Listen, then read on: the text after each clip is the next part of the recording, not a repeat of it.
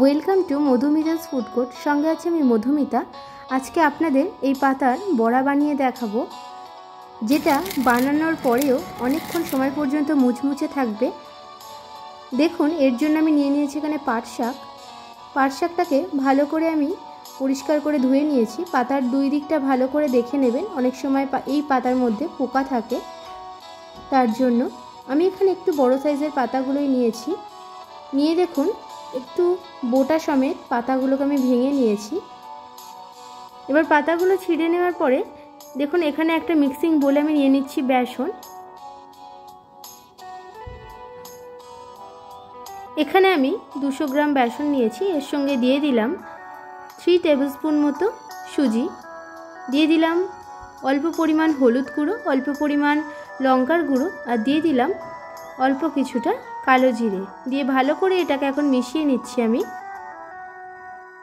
এরপর আমি দিয়ে দিলাম এখানে লবণ, দিয়ে এখন এটাকে জল দিয়ে একটা হুইস্কের সাহায্যে ভালো করে মিশিয়ে নেব। ভালো করে অল্প অল্প করে জল দিয়ে মেশাবেন, একসঙ্গে বেশি জল দেবেন না। আর একটা হুইস্কের সাহায্যে মেশানোর চেষ্টা করবেন। এতে কি হয়, ব্যাটারে কোনো রকম লাম্পস থাকে না, ব্যাটারটা খুব সুন্দর স্মুথ হয়।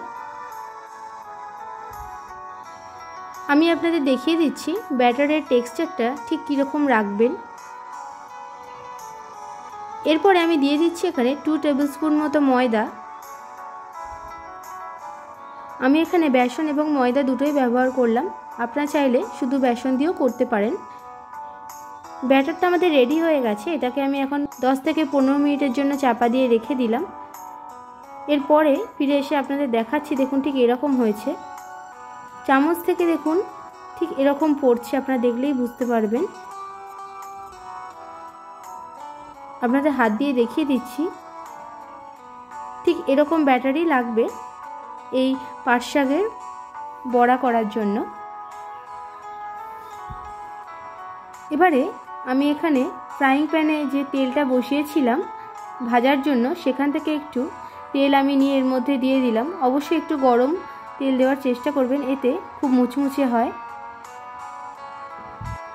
আমি এটা মিডিয়াম হিটে তেলটাকে গরম করে নিয়ে এর মধ্যে আস্তে আস্তে আমি এই পাতাগুলোকে দিয়ে দিলাম। পাতাগুলো আস্তে আস্তে উল্টে উল্টে আমি দুদিকটা ভালো করে ভেজে নেব। অবশ্যই এই পাট শাকের বড়া একবার হলেও বাড়িতে ট্রাই করবেন, খেতে অসাধারণ লাগে।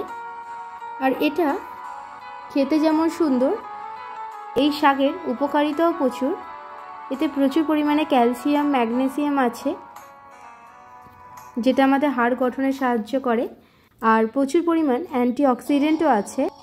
আস্তে আস্তে সব পাট পাতাগুলি দেখুন আমি ভেজে নিচ্ছি। আমি উপর থেকে অল্প অল্প করে এই বেসনের ব্যাটারটা দিয়ে দিচ্ছি। তবে খুব বেশি দেব না, বেশি কোটিংটা মোটা হয়ে গেলে ভালো লাগবে না।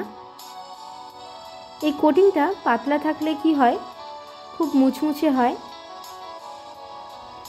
এরকমভাবে পাট পাতার বড়া যদি না বানিয়ে থাকেন, অবশ্যই বাড়িতে একবার হলেও ট্রাই করুন এবং আমাকে কমেন্ট করে জানাতে ভুলবেন না কেমন লাগলো। আর ভালো লাগলে অবশ্যই চ্যানেলটিকে লাইক, শেয়ার এবং সাবস্ক্রাইব করে নিন। আর আমার চ্যানেলে যদি নতুন হয়ে থাকেন, অবশ্যই আমার চ্যানেলের অন্যান্য রেসিপিগুলোও আপনারা চাইলে গিয়ে চেক করে দেখতে পারেন। গরম গরম ভাতের সঙ্গে ডাল আর এরকম পাট পাতার বড়া থাকলে আর কিছুই লাগবে না। আপনারা এর আগে হয়তো পাট শাক ভাজা বা পাট শাক অন্য কোনো রেসিপি ট্রাই করেছেন, আর এই রেসিপিটা যদি ট্রাই না করে থাকেন, অবশ্যই ঠিক এই রকমভাবেই ট্রাই করুন। আর ভিডিওটা পুরোটা দেখার জন্য আপনাদের অসংখ্য ধন্যবাদ। আবার আসছি পরের ভিডিওতে নতুন কিছু রেসিপি নিয়ে। ভালো থাকবেন, সুস্থ থাকবেন। ধন্যবাদ।